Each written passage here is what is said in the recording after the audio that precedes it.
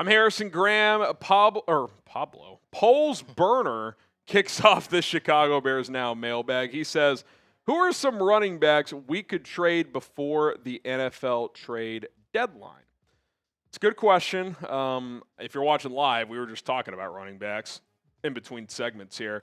Something to remember when you start thinking about trades just in general, good players, bad teams. Good teams aren't going to trade good players, right? So, like, if you're saying now, Jonathan Taylor, like, before the season, I mentioned him, like, if the Colts just plummet, maybe he's a guy you could make a big move for.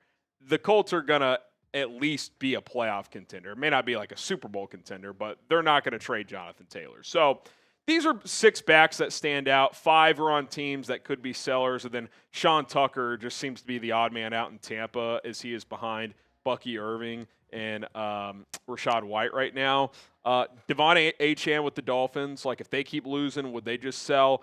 Breece Hall, who had a big week 1, not so much since then with the Jets, which could be a decent thing if you're a Bears fan. I mean, that price could go down. Jets and Dolphins play each other week 4, by the way, so loser falls to 0-4. Alvin Kamara, Saints, I mean, I know he wants to finish his career there. Like, would he change his mind on that? Rhamondre Stevenson kind of has a fumbling problem, but I like his running style. Did have 2 fumbles yesterday, so I don't love that, but he's a physical player. I've always liked Tyler Allgeier, good runner between the tackles. If the Falcons kind of teeter off here, could he be a guy they move off of? Because clearly they're going to keep Bijan Robinson long term. And then Sean Tucker, like I mentioned, just not maybe as capable as these other players, but a physical runner who's kind of the odd man out in Tampa. So those are some names to monitor. The Bears running backs through 3 games, 3.4 yards per carry. Eric Bieniemy says the goal and the standard's 4.5 yards. You're not close. I mean, you're 1.1 yards per carry below that. Swift is leaving some yards out there. I do think the run blocking has been inconsistent from the offensive line, but this running back room on paper isn't great. Now, I hope Swift plays a little better. I hope Kyle Monangai can offer some things as the season goes on. It doesn't seem like Roschon Johnson's really a factor. He's just playing on special teams, so we'll see if that changes. But for this offense to really reach its full potential, you got to get more out of your running backs. And I do wonder, come NFL trade deadline, if the Bears are at least, somewhat in the mix if they would consider trading a draft pick to get a running back in here. Should the Bears trade for a running back? What do you guys think? Type Y for yes, or you can type in for no. Let us know if you think they should go get a tailback. All right, Christian, do you think this win saved the season? I mean, we'll see how the season goes, but if you fall to 0-3, you're pretty much done. So for now, yes. Now, can they pay that off? You go beat the Raiders, then it's like, really, yes. You're back, you're back to 500. You're 2-2 heading into the bye week. You're feeling good about yourself. You can start to install even more things. So, I mean, if the Bears do something this year, we'll look back at the Dallas game as kind of a launch point. Zane Gray, appreciate the super chat. Which Bears players got a loaf from Eberflus this week? Hits principle strikes again. Hopefully no loaves. God, the hits principle. More like the shit principle. That's. I'm glad the Eberflus story is kind of put to rest now. Subscribe today because we go live every Monday, Thursday, and game day. That's when we answer all these questions, especially Monday and Thursday. We do these mailbag segments, but even during the games, we're taking your questions, especially in pregame. We are interacting with all of you. The most interactive Bears YouTube channel out there is us, so subscribe right now. Turn on the notifications so you never miss out. Goobus, how scared are you about our secondary? Any more news on Kyler? We're filming this on Monday, so depending on when you're watching this, we could have the Wednesday injury report out by now. But if you're watching live Monday, obviously don't know anything new. Didn't practice at all last week with the hamstring. My gut tells me that we don't see him till after the bye week. So you hope you can get through this game against the Raiders, find a way to win, get to 2-2, and then Kyler and also probably TJ Edwards back after the bye. DC Viper, do you think Sweat could be traded at the deadline? I doubt it. I thought he played better this week. I mean, he's clearly not living up to that contract at this point, but hopefully he can build off this Dallas game and play better moving forward. The only way they trade him is if they fall like way out of the mix. That would be my thought. So I'd be surprised. I don't really expect that to happen, especially your pass rush isn't that good. Say what you want about Sweat. Like, if you trade him, then you're really thin there. All right, we got these awesome hoodies available on sale for a limited time only. They were $80. Now they're $48. Really good deal. Chatsports.com/Chicago hoodie. That's chatsports.com/Chicago hoodie. Just a clean look. You got the orange text and Bear logo on the navy blue jacket there. Take advantage. Chatsports.com/Chicago hoodie. All right, Jimmy Jam. I like that name.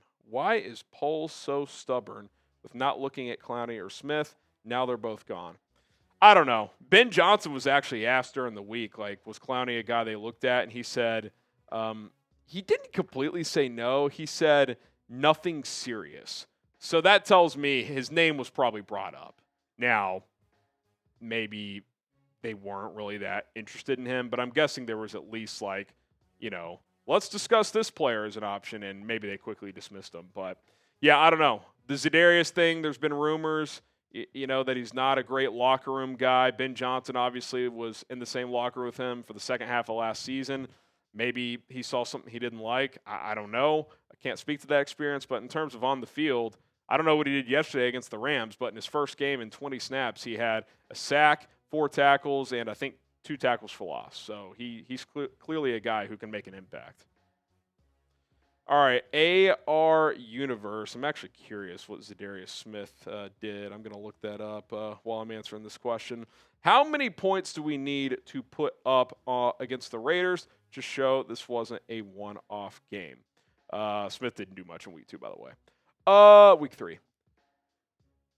I don't know. I mean, mid-20s at least on the road, 24 plus. If you go on the road and score 24 or more, that's going to give you a chance to win in the NFL. That's kind of league average in scoring, typically, 24, 25 points. So 24, 27 points. I mean, it's hard to put a number on it. It's more of just like when you watch it, you kind of know if the offense is playing well. So, yeah, I more am like an eye test process guy. Like, is the play sequencing fluid? Is Caleb getting into a rhythm? Are they getting first downs? Are they putting themselves in position? So, yeah, we'll know it when we see it. Got a super chat from Noah. Appreciate the 5. He says, I like Monangai and hope he gets more chances. Didn't do bad yesterday. I can see him becoming a valuable RB2. Yeah, I think there were some positives in there. Had a couple nice runs. There was one run where, he fell forward for an additional 2 or 3 yards. So you see that contact balance and physicality there.